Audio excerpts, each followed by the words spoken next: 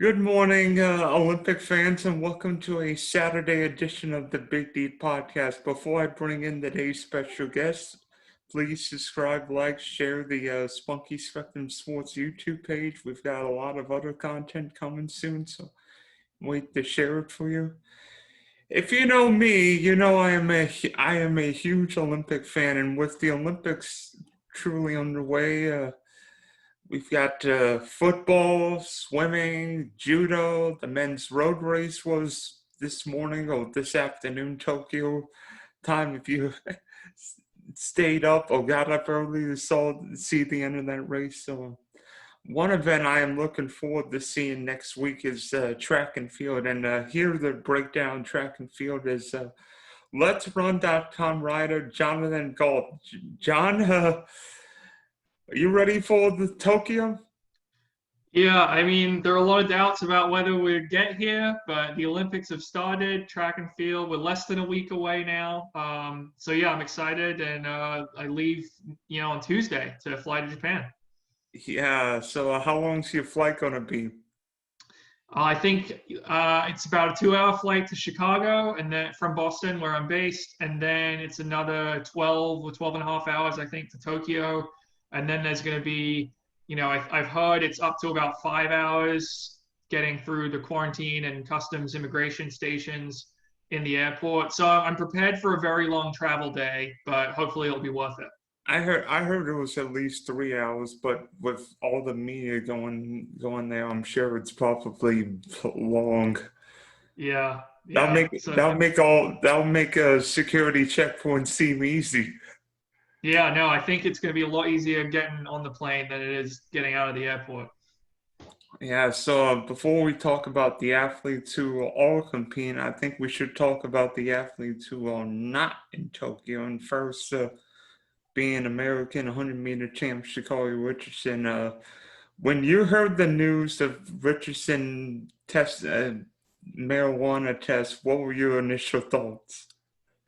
Well, I thought it was unfortunate, but I also thought, man, she's probably screwed because if you test positive at the trials, there's very little wiggle room there. USATF is going to disqualify the result, and that's how they pick that team. So I felt awful for her. I don't think marijuana needs to be included on the water banned list. I don't really view it as a performance enhancing substance, but the rules are pretty clear on this one. So it's a bummer she won't be there because that was going to be, I would say, maybe the most exciting event of the entire Olympics with Sha'Carri and with Dina Asher-Smith, Shelly-Ann Fraser-Price, and Elaine Thompson-Herah. Yeah, I mean, the fact that Sha'Carri ran 10.6 in Eugene and looked like a budding stall, I mean, that would have made the 100 meters must-see television all around the world. Yeah, I mean, she had a lot of. I was actually shocked how popular she became. I follow a lot of sort of non-track and field people on Twitter, and pretty much all of them were tweeting about her during the Olympic trials. Michelle Obama was tweeting about her. Like she had the potential to be a mainstream star, and it's just sad that they won't get to see her on the biggest stage of the sport. Yeah, and interesting because I'm not sure you heard, but the Britain 800-meter runner Oliver Dustin was found to have tested positive for cocaine, but yet he's running at the Olympics, and yet Sha'Carri Richardson's not. I mean, is that just one country letting its runner compete, but yet another not competing? Or Now, I think his case is a little different because they found cocaine in his sample, but then it came out that his sample had actually been contaminated, I believe, by the lab in France that analyzed it. okay, so he didn't necessarily smoke cocaine. It was just one of those weird samples. I think it got contaminated with another sample is the explanation that's been provided. How the heck do you get cocaine contaminated in a system? That's a good question. I don't know the nitty-gritty details of it. It's pretty strange, but the governing bodies have accepted that explanation, so you will be cleared to compete. Okay, so, but Sha'Carri Richardson is not the only major athlete not competing. Christian Coleman isn't in Tokyo for what, at least 3 whereabout failures, right? Yeah, that was because they had initially ahead of the 2019 World Championships, they were worried he might not be able to compete, but he never actually got a formal ban for that. But yeah, then he got his third whereabouts failure in December of 2019, and that meant that he misses this year's Olympics. And Salwa Eid Naser, the reigning 400-meter champ on the women's side, for virtually the same issue. Yeah, I believe she had 4 whereabouts failures, and they weren't all during a 12-month period, but 3 of them were. And that's been a really interesting case because initially she was banned, and then the World Athletics Disciplinary Tribunal overturned that ban that was handed out by the Athletics Integrity Unit, which is the anti-doping arm of World Athletics. And then the AIU and World Athletics appealed that decision to the Court of Arbitration for Sport, which overturned the overturn. And now she's banned again and will miss the Olympics. Yeah, and we'll talk about the 400 in a few minutes, but it makes that race very interesting. Absolutely, yeah. That's one of the most wide open events of the Olympics. I guess it kind of depends about Shaunae Miller-Uibo and what she does, but yeah, we'll get to that. Or doesn't do, maybe. Yeah, exactly. So I think it's fitting we start with the sprints, and on the women's side, yes, minus Sha'Carri Richardson, but still a great field. You've got Shelly-Ann, Fraser-Price, the ageless sprinter going for yet another Olympic gold. Elaine Thompson-Herah, reigning Olympic champ. That's right. And Dina Smith, the young up-and-comer from Great Britain. What do you think happens? I think Fraser-Price wins it. She's just she always comes through on the big stages. Now, she didn't win in 2016, but she's won in 2008. She won in 2012. She's the reigning world champion from Doha in 2019. And she's also this year run 10.63, which is the fastest she's ever run. So she's in really good shape. She won the Jamaican trials. The one concern is that she did get beat by Elaine Thompson-Herah in Hungary a couple weeks ago. But I still think she's the favorite. She's the greatest 100-meter sprinter of all time. And really the question is, who is going to be able to run 10.7 low or even 10.6 high and beat her? And I think there's really only 2 people in this field who have a shot to get there. And one would be Elaine Thompson-Herah. She just ran 10.71, so we know she's fit. And the other would be Dina Smith. That's a big chop off. I think her PR right now is 10.83, so she'd need to be taking a significant chunk off that. But we also haven't really seen her in any fast races. She hasn't lost in 2021. I think she's saying she's fitter than she was when she won the 200-meter world title 2 years ago. So I think she could be a factor for the gold medal. It's going to be one of those 3. To be honest, when I've seen Dina Smith this year, she's raced in abysmal condition. I mean, the first Gateshead race might as well have been a training session. It was cold, windy. I mean, they run into a headwind that will remind people of the 2018 Boston Marathon. Mm-hmm. And I mean, I'm not sure Dina is competing on a fair and level playing field in terms of conditions, because whether you're in Jamaica or the U.S. and through some Diamond League stops, all cooler. But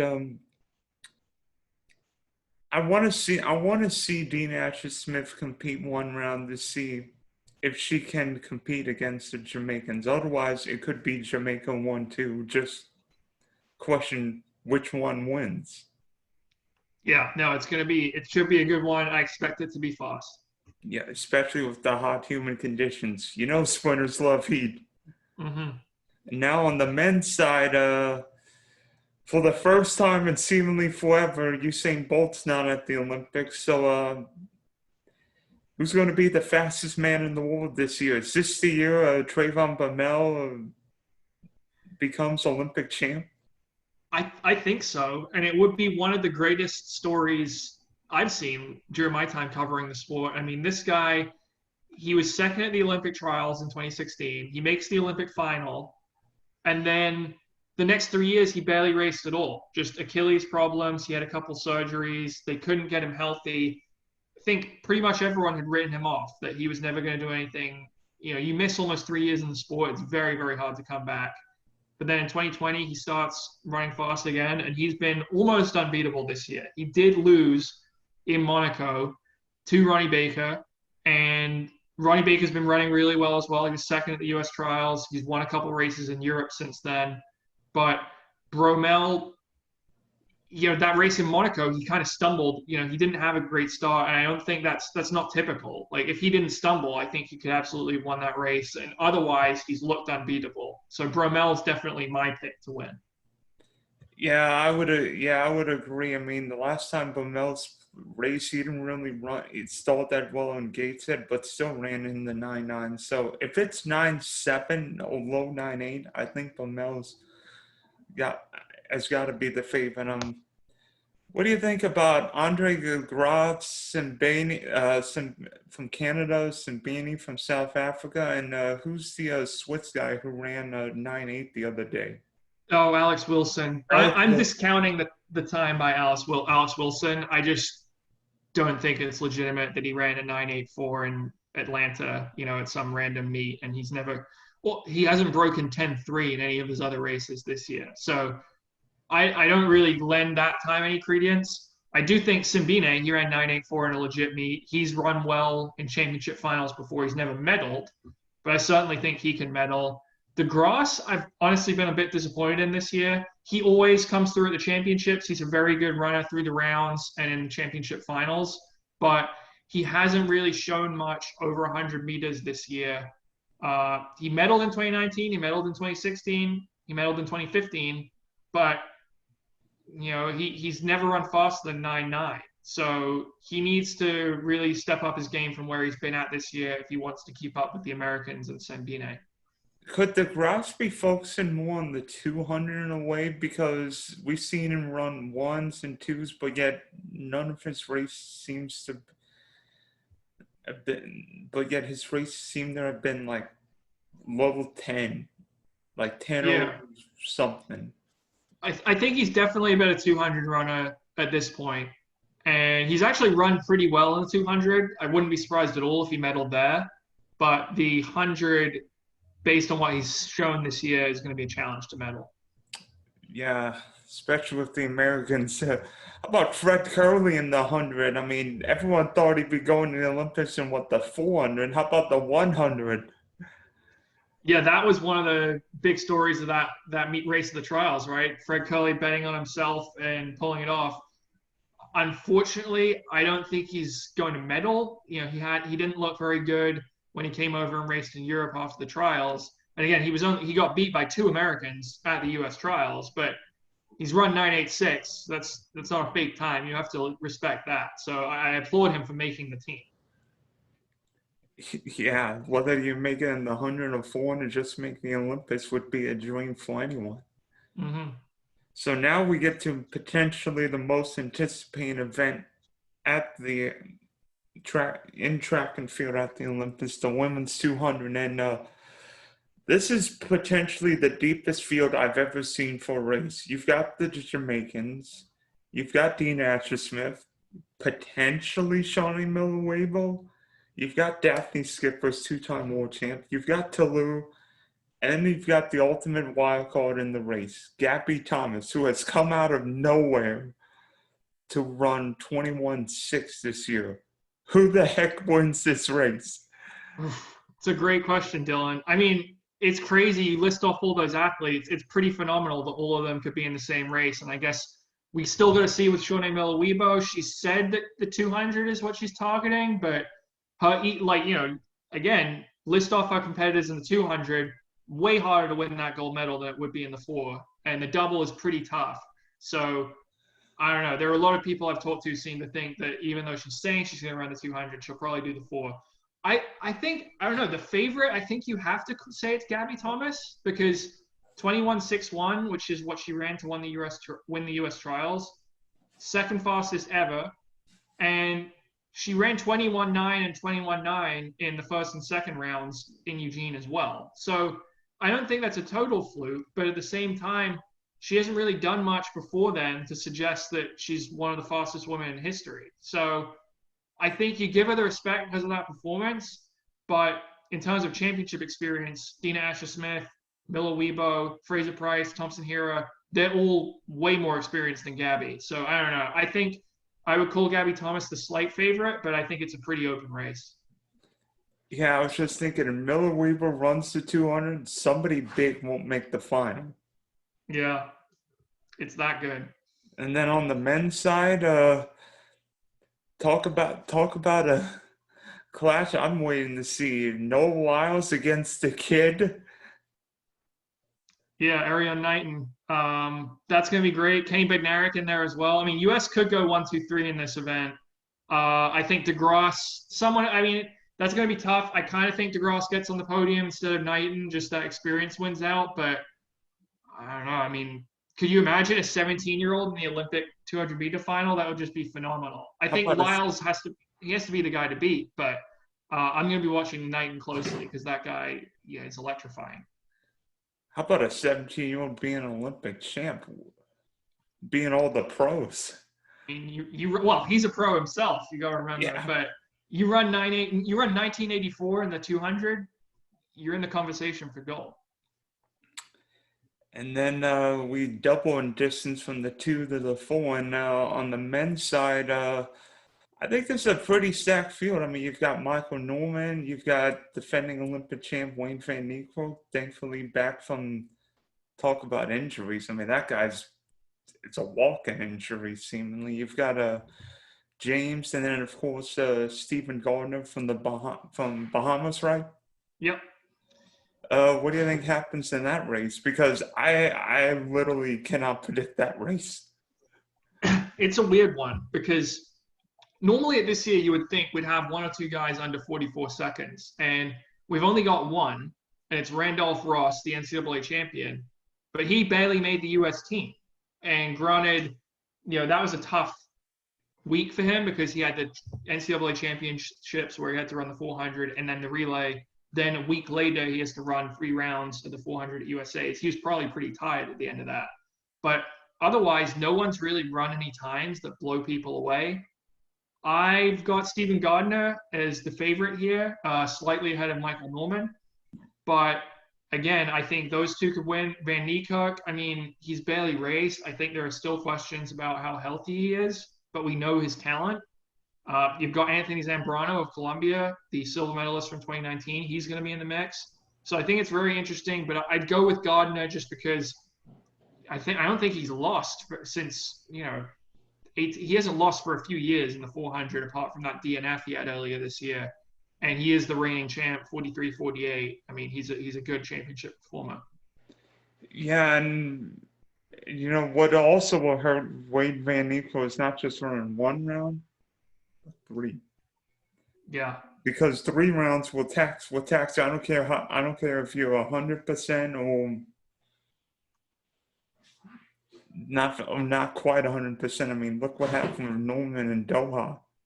I mean, you got to run fast in those semis to make the final. If you remember 2016, Van Niekerk, the reason he was in lane 8 or lane 9, wherever he ran his race from, was because he didn't run a fast time in the semifinals, and that's why he got pushed all the way to the outside of the track. So yeah, you got to run pretty quick just to make the final. Yeah, it's and then you just set a world record in the 400 meter final. That was his plan. I'm gonna set a world record in the 400 meter final. Nobody will see me. So now we switch from the men's 400 to the women's 400, and how about Allison Felix's swan song? Does she have a chance to potentially win a medal, if not gold? I mean, true, you've got not just one American mom, but 2 American moms in that race. And then, of course, you've got the Jamaicans with Stephanie Ann McPherson and who's the other one? Sharika Jackson? Jackson's doing the 100 and 200. So okay, Jackson. So, yeah, I was just thinking Sharika Jackson's like Fred Curley running the short of sprint events. She really is. And yeah, this is interesting. Again, I think Miller-Uibo, if she does this event only, she's definitely the favorite. Otherwise, yeah, I think McPherson could win. I think Quanera Hayes, the U.S. champ, could win. I think Allison Felix could win. She looked pretty good at the trials. Hayes was definitely better, but Felix, when she gets these championships, she wins medals. So gold, yeah, gold's possible and definitely a serious medal threat. Be honest, I think Shaunae Miller-Uibo deserves a break because at the last two World Championships, she's come short. I mean, that 2019 Worlds befuddled me. How Naser won with running 5 races in 7 days, but now we sort of know what happened. Yeah, well, there's debates. I mean, some people would say, hey, she didn't fail any tests. Should have done her whereabouts better. And other people will say the reason why she wasn't filing her whereabouts is because, she was trying to hide something. So unfortunately, we never quite know. But yeah, there are a lot of people, I think, looked at her ban with a lot of interest after that 48-14 in Doha. Yeah, so now we switch from the flat events to the hurdle events and start with one of everybody's favorite events at Olympics, the women's 100-meter hurdle. And I think is this the year Kenny Harrison finally becomes a champion? Because 2016 she missed the Olympic team but set the world record. 2019 everybody thought she'd win the Worlds and finish second to Neil Ali. Is this the year Kenny Harrison becomes a champion? I don't think so, unfortunately for Kenny, because Jasmine Camacho Quinn has been running really well. I'm trying to remember, actually, were they teammates at Kentucky? I know that they both ran there, so I don't know if they ever overlapped, but Camacho Quinn has been running a ton of fast times, and as good as Kenny's been, I just think Camacho Quinn's been better this year. What's with all these Kentucky Wildcats being great hurdlers? Seriously, you could have 1-2 in the 100 hurdles and then a win in the 400 hurdles as well, right? You're throwing Ben Roberts. Kentucky would just have Kentucky would like Florida's long jump or triple jump crazy. Kentucky's gonna be hurdle crazy. Seriously. And speaking of Florida hurdles, you and I would probably agree that if Grant Holloway shows up in Tokyo, he's probably the favorite in the men's 110 hurdles. I mean, tied the world record, came within 100 for breaking it in Eugene. Is this Grant Holloway's race to lose? Yeah, I think I'm struggling to think of many bigger favorites in an event than Grant Holloway in the hurdles. Now, of course, it is the hurdles. We've seen people hit hurdles. That does happen. But he's just so powerful, so smooth over these hurdles. It looks like he was born to run over hurdles, just the way he moves. I think he's the heavy favorite, and no one has really, his biggest threat, I think, would have been Omar McLeod, the defending champion, and he did not make the Jamaican team. So that makes Holloway an even bigger favorite. Yeah, it's going to be weird not seeing Omar McLeod in the 110 hurdles because, I mean, McLeod was 2016 Olympic champ, 2017 world champ, and said he was in world record shape, but yet he said he cramped in the Jamaican trials and talked about not running well.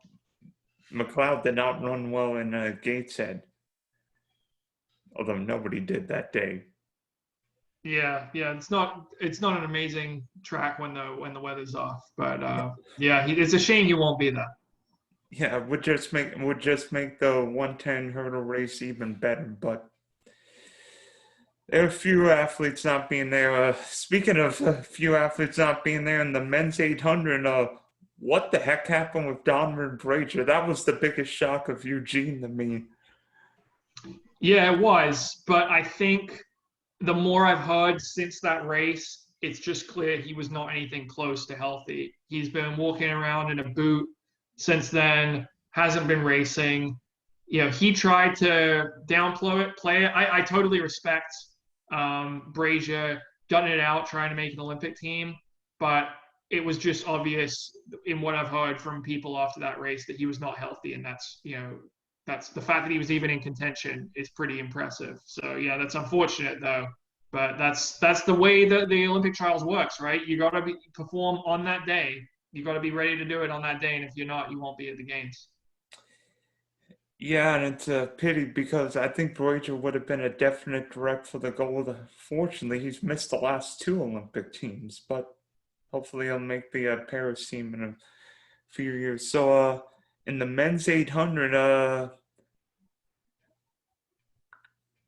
this one's a real interesting one. I think Nigel Amos has got to be the favorite. I mean, you've got is seemingly a Kenya in all these middle and long distance, but is this Nigel Amos' chance to shine? It is, but I seriously think you could just print out the contenders, throw a dart. There's so many guys who could win this race. Amos, on paper, he looks like the favorite, right? He's run 141 twice. He's won an Olympic silver. He just won Monaco. But at the same time, he has a very poor track record of making finals or performing well at the championships since that Olympic silver in London 9 years ago. He's only made one global final. And that was in London in 2017. He was only fifth. So I think the part of the problem for that is he's had some injury issues. He didn't run at the 2019 Worlds at all. So the fact that he's running well and running fast in Monaco a month out from the Olympics, that's actually a very good sign. It says that he's healthy and ready to go.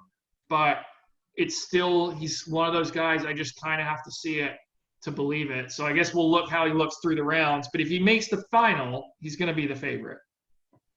Yeah, and also look at Ferguson Chariot and from Kenya. I mean, Kenyans are always so strong in these middle distances, so Chariot's a threat. Clay Murphy's been big on the Olympic stage, got a bronze in Rio. So I mean, he truly hasn't run well since Eugene, but some of these Americans might be trying a few wacky things in these Diamond League races. Yeah, I think Murphy, it kind of seemed to me like he was sort of training through some of those Diamond League races, just getting some experience.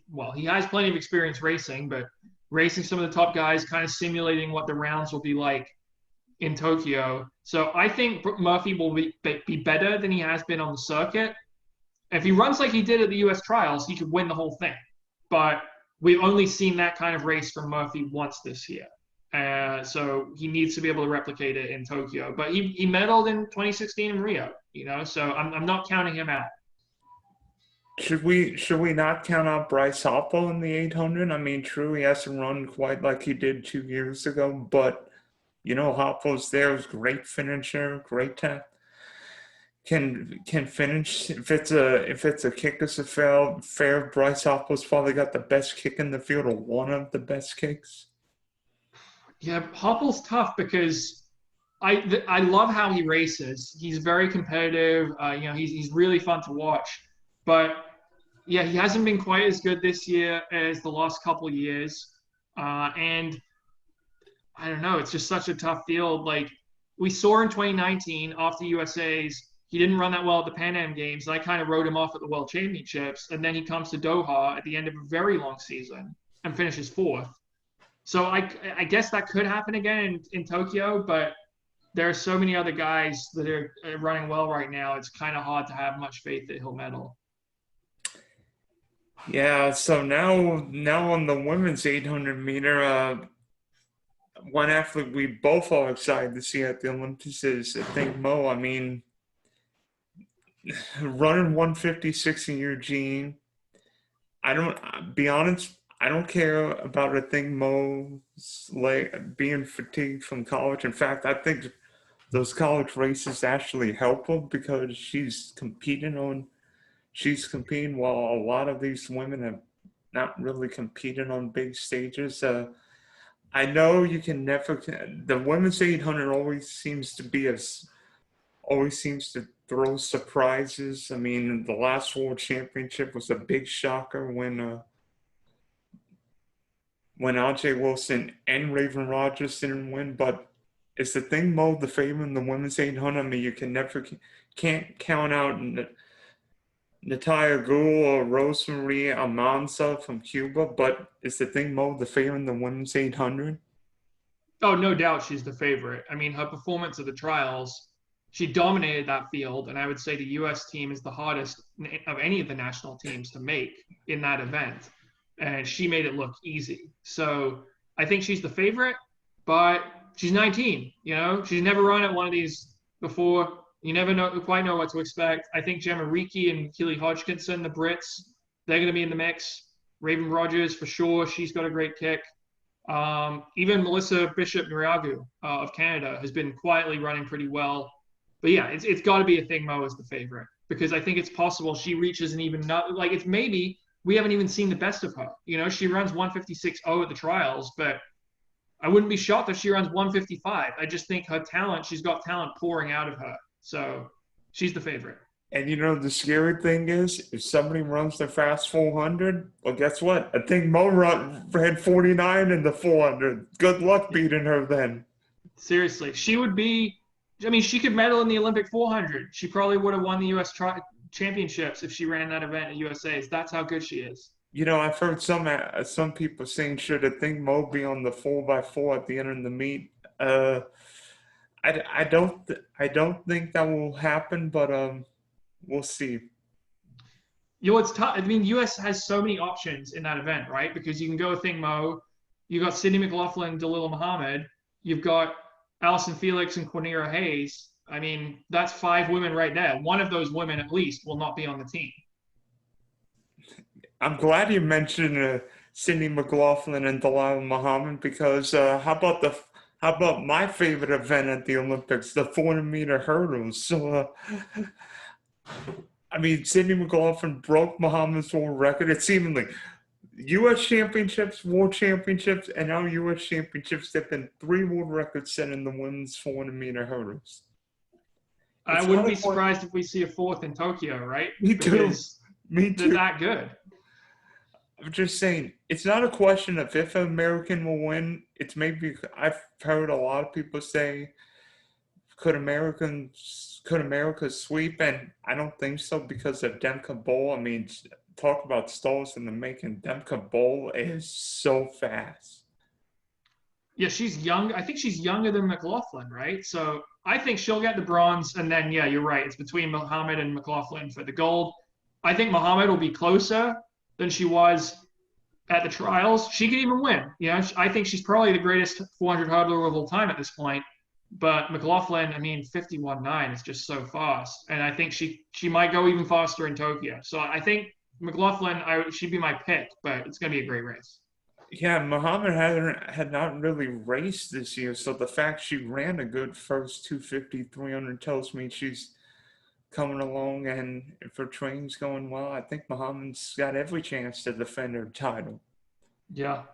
And now on the men's side, how about the matchup for the ages? Rai Benjamin and Carlson Wilhelm, potentially the first of 3 Olympic showdowns. Oh man, yeah, I didn't even think about them running in Paris and again in LA. They're both so young, but yeah, this is the race everyone's been waiting for, right? We're supposed to get it in Monaco. Benjamin decided not to run there. We haven't seen them race since the 2019 Worlds. That was a bit of a disappointment. I think both men would admit they wish that they could have gone a little bit faster. The really great race between them was the 2019 Diamond League final in Zurich, where they both broke 47 seconds. And I think we're going to see a repeat of that now, because both men are in even better shape. I think it's going to take a world record to win this race. Mm-hmm. And then also, you look at it, the Brazilian Dos Santos. Dos Santos is running really well. I mean, the Cachal athlete, Samba. Mm-hmm. Samba's back and fit, and I truly think you'll need a world record in the 400, maybe both 400-meter hurdle events. Could be. Now we switch to the 1500 on the men's side, and would you agree that it's better Timothy Cheruiyot is racing at the Olympics? Oh yeah, I mean, you want to see the best race, and there's no doubt he's been the best in the world over the last 3 years, and especially Monaco, he just ran a world leader, one of the fastest times ever. So It's more exciting with him in the race. It's a little bit more predictable as well, I think, because we know how Timothy Cheruiyot races. He's going to go hard from the front, probably from the gun, maybe with 400 meters into the race, but he's probably going to try to lead this. And I guess that's the one downside is I do love a good tactical build-up in a 1500, the slow burn. We got it in Rio. I was on the edge of my seat watching that race. This one's going to be a little different, I think. I think it's going to be fast from the gun. But yeah, it's a good thing that he's in this race. And he is the favorite. You got to pick him. He almost never loses, except at the Kenyan trials this year. Yeah, I mean, be honest, I would be shocked if Cherry doesn't win, but then again, I was shocked he lost in the Kenyan trials. And I mean, if Matthew Center wins one a gold in Rio, running the slowest 1500-meter final we've seen in decades. I don't think that will happen this year. I think it'll be a little faster. Maybe talk about tactical races. I think it'll be a tactical sprint fest. Seriously, yeah, I think it'll be fast. And the winning time in Doha 2 years ago was 3:29. You very rarely see that in a championship final, but I think there are multiple guys in this field who can run 3:29 if someone like Cheruiyot is leading them out. Yeah, especially throwing an Inca Brinson or two, right? Yeah. You know how many Inca Brinson are running the 15, or are they running the 5? Okay. Well, I think Jakob, we're not totally certain on, right? He's entered in both, hasn't officially said one way or another which one he's running. I expect to see him in the 15. I think Phillips running the 15 as well, and then I'm not sure about Henrik if he's at the Olympics or not. Yeah, talk about doubles. How about on the women's side? Have you heard whether Stefan Hassan's running a double or a ridiculous triple? I've been in contact with our coach, Tim Robery. I've asked him. He's basically said they're playing this close to the chest, and yeah, I don't know. My gut tells me she will run the 5K and the 10K at least. And then the question is, does she add the 1500 on top of that? That will be the hardest event for her to win because you've got Faith Kipyegon, the defending champion, who ran 3:51 in Monaco, and who beat Hassan in that race convincingly. But I'd love to see Hassan run the triple. I think that would be one of the most exciting things we've ever seen at the Olympics if she tries to win all three. Yeah, talk about Michael Johnson. Michael Johnson winning the 2 and 4 in Atlanta. How about somebody winning a triple? It hasn't been done in the distances on the women's side. Emil Zadopek did it in 1952. He won the 5K, 10K marathon. Paavo Nurmi did it in 1924. He won the 5K and the 10. Oh, actually, I think might have been the 15 and the 5, and cross country as well. He won 3 individual golds. No woman's ever done it in the distances. So this would be unprecedented if Hassan can pull it off. Ultimately, do you think she runs the triple, or does she run the 5, 10K like we've seen at many Olympics or World Championships? Yeah, look, if she wants the 5K, 10K is the safe option, right? She would be the favorite in both. It's a manageable double. But she has said, she values history, she doesn't it's not just the gold medal. She wants to do big, amazing things like she did in Doha with the 15 and 10. The big, amazing thing here is the 15, 5, 10 triple. So I don't know. I kind of think she does run the triple. I think the fact that she's entered all three and sort of discussed it, I think she'd like to do it if she feels like she's strong enough to do it. Well, if Hassan runs the 15, that would make this field incredible because you've got Faith Kipyegon, you've got Hassan potentially, you've got Laura Mir, who I think is due for a medal on the global stage. She's been 4th or 5th way too many times. And then you've got, talk about a wild card, how about Ellie Pierre St. Pierre coming out of nowhere the last 18 months to run, 357, 358 in Eugene? 358, yeah. If Hassan runs the triple, the 1500s could be the must-see event at the Olympics. Could be the must-see middle distance event at the Olympics. Yeah, I think it'll be good, but I just think Kipyegon and Hassan, from what we've seen, are just so much better than those. And Laura Muir is world class. Like Ellie Courier at St. Pierre is a terrific runner. But Kipyegon and Hassan, no one's shown that they can run 3:51, which both of them have in the past. So I kind of think it's a race for gold between the two of them, and then it's another very compelling race for the bronze between Muir, Ferweni Hailu of Ethiopia, Paria St. Pierre, and everyone else. Yeah, so now we double in distance to the 3K steeplechase, and be honest, the 3K steeplechase races this year have befuddled me because I'm used to Beatrice Jakovic just running away with the field, but this year Jakovic has not looked like herself. No, she has not, and I think you have to say the favorite, probably based on current form, is Hyven Kiang. She's won her last couple of races. She's medaled at the Olympics before. She was the silver medalist in 2016. She was the 2015 world champion. So I think she has to be the woman to beat. But Emma Coburn, I think she could win this race too. She didn't fall on the water jump in Monaco. She was going to break 9 minutes. I don't know about that. I think she would have run low nines, but I think she would have won the race, I think. And that was against pretty much everyone she's going to face in Tokyo, aside from, I believe, Makides Abebe, who is the Ethiopian trials champ. I don't think she was in that race. Was the bronze medalist at the last Worlds there? Oh, Gessa Kraus. Kraus. I don't remember. If she wasn't sort of near the front, I don't think. I'm glad you mentioned Emma Coburn because, be honest, I have not seen Emma Coburn run this well before a big international meet. She ran that Olympic trial race so cleverly, letting Shelby Houlihan run from the front.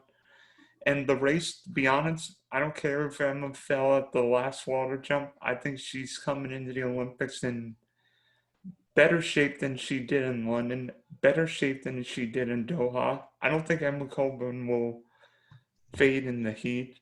I think Emma Coburn and if it's a hot human affair, I think it makes it more, the 3K steeplechase, more of a tactical race where the Americans stand a better chance than an all-out sprint race.